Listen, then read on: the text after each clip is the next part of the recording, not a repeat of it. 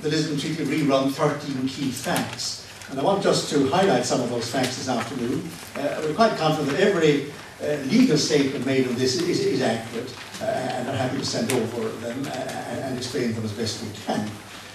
The treaty which we're being asked to vote on Friday week, this is 99% the same as the treaty establishing a constitution for Europe, which the people of France, the people of Holland rejected in 2005. That was a constitution for a new European Union which would abolish the existing treaties and replace them by a thing called a constitution. When the French and Dutch rejected it, their governments said to themselves, we can't hold referendums in these countries again because we're not so malleable or so bullyable or bamboozleable as the Irish may be. So we can't put back the same constitution. We'll repackage it in a new form. Instead of replacing all the existing European treaties, the two main ones, by a thing called a constitution for Europe, they said, we'll amend the existing treaties. We'll put some new things in and we'll take existing things out, and that will do the same job, but in an indirect rather than a direct way. And that's the Treaty of Lisbon, which is, you can't understand it on its own right, because it's a series of amendments to the existing treaties, the two main ones, and you can only understand it if you see these treaties as they would be if amended by Lisbon. And that's in this document, and there's another copy there, of the consolidated European treaties as they would be if Lisbon is ratified and establishes the new union which the treaty would do. It's also exactly the same as the treaty we voted on last year and rejected by quite a significant majority and a good turnout. The government has got various assurances or so-called guarantees from its fellow EU prime ministers and presidents with a view to trying to help them convince the Irish voters that something has changed. But nothing has changed in the treaty. If a dot or comma had been changed, it would have had to go around again for ratification by all 27 member states. That didn't happen. So it's exactly the same treaty as last time round. What the Prime Minister did was to say, we understand certain provisions of in relation to abortion, neutrality, taxation, as meaning such and such. And they say that in some future treaty, in the next treaty that comes along, we'll put that those interpretations into a protocol. The protocol would be an integral part of the treaty. It would have to be ratified by all the 27 states. So they promised a future protocol embodying these so-called guarantees, but the conclusions of the summit said this protocol shall clarify but not change either the content or the application of the Treaty of Lisbon. In other words, the guarantees, so-called, and the promise of them being put in the future protocol attached to some future treaty clarify but do not change either the content or the application of the Treaty of Lisbon. So this protocol just says nothing changes in the treaty. It's empty and redundant in effect, even if it does come about at some future point in time. And the reality is that it's only the EU Court of Justice is the body that is empowered to interpret European treaties. It is the Supreme Court of the European Union, and this declaration by a passing group of Prime Ministers, and Mr. Gordon Brown will be replaced by David Cameron almost certainly by next May or June. So even the group of Prime Ministers that made the commitment will be gone within a few months. So nothing has changed, and it's only meant to gull people and to see people that some change has been made. The Treaty of Lisbon, or the EU Constitution, which it effectively is, would establish a legally and constitutionally new European Union. It would have the same name, but if you actually look at the Constitutional Amendment, and it's going around with every polling card, and the first three sentences are the key sentences, and read them carefully. The second sentence says, the people in an Irish referendum are directly legislating.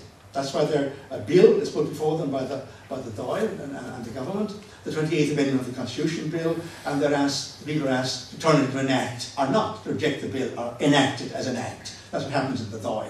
So a bill is put before the people are directly legislating on it, and they're being asked to give permission to the state to ratify the Treaty of Lisbon and be a member of the European Union established by virtue of that treaty, the Treaty of Lisbon.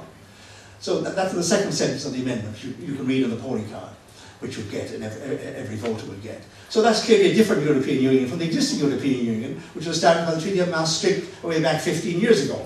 So a new European Union is being established. And this is the constitution. There's been a long history in the build-up to turning the EU into a kind of state. It goes right back to the very beginning in 1950. The Schuman Declaration, which was drafted by Jean Monnet, generally regarded as one of the founding fathers of the whole European project. The Schuman Declaration related to the coal and steel community, where they pooled the coal and steel industries of France and Germany, and Benelux under a common high authority, the predecessor of the current European Commission. That was done in 1950. And in the Schuman Declaration, which Monet drew up, and which is commemorated on May the 9th every year by the people in Brussels, Europe Day, May the 9th, the Schuman Declaration said, this is the first step in the federation of Europe. The first step in the federation of Europe. And the federation is, of course, a state, a federal state. And the EU Constitution, which is the treaty, will be brought into being by the Treaty of Lisbon, the amended treaties, this will be the EU Constitution if Lisbon goes through, and the existing treaties were amended by Lisbon. So the EU Constitution is the culmination, the final point of this process of giving, setting up the United States of Europe with its own constitution. And that process has been going on for a long time. And to understand it, I must say a few words about the political circumstances in which the whole European integration process began. Go back to the late 1940s and early 1950s. Europe was devastated. All the continental countries had been conquered, defeated and occupied during World War II. All of them in their time or most of them in their time had been imperial powers. Germany, France, Italy, Holland and Belgium, they all had colonies, they all had imperial powers in their time, they had fought wars with one another, they had dominated world politics for centuries, with the British having a look in from time to time. And in World War II they were all conquered and defeated. In the post-war world, they found that post-war world dominated by the Americans and the Russians, and the Cold War being the communists and the capitalist West. And so in that context that the former imperial powers of Europe, particularly Germany, France, Italy, Holland and Belgium, later to be joined in by Spain and Portugal, said to themselves more or less, or their political elites said to themselves, we can't be a big noise in the world anymore on our own, let's try and be a big noise collectively. Let's try and integrate Western Europe and be a big power in due time collectively as a group. Now that's not the whole story of the European project, but it's an essential part of the story. And this culmination is in the Treaty of Lisbon, which gives the EU the constitutional form of the United States of Western Europe for the first time, and makes all real citizens of this entity under the political hegemony of the big states. So that's the political side of things. It's not the whole story of the Union. There's the economic side, and most of us are support economic cooperation, and I'm a strong believer in free trade myself, but it's free trade for developed countries, or developed economies, but it's a different thing trying to turn that into a political union with common citizenship, where crime and justice and all sorts of other issues will be decided at the supranational level, and that is what Lisbon basically does. But that was being pushed by the big states, going right back to the late 40s and early 1950s. And particularly since Germany was reunified after the collapse in Eastern Europe, and the euro was introduced as a currency for some 16 of the 27 EU states, this has turned much of the European Union into a kind of state with its own currency. 16 of the 27 states have that, and now it will have its own constitution. Now, I want to refer to two particular points in the handout, the power political side and the constitutional side. In power political terms, this is a takeover bid for the control of the enlarged union by the big states, especially the big four, Germany, France, Britain and Italy.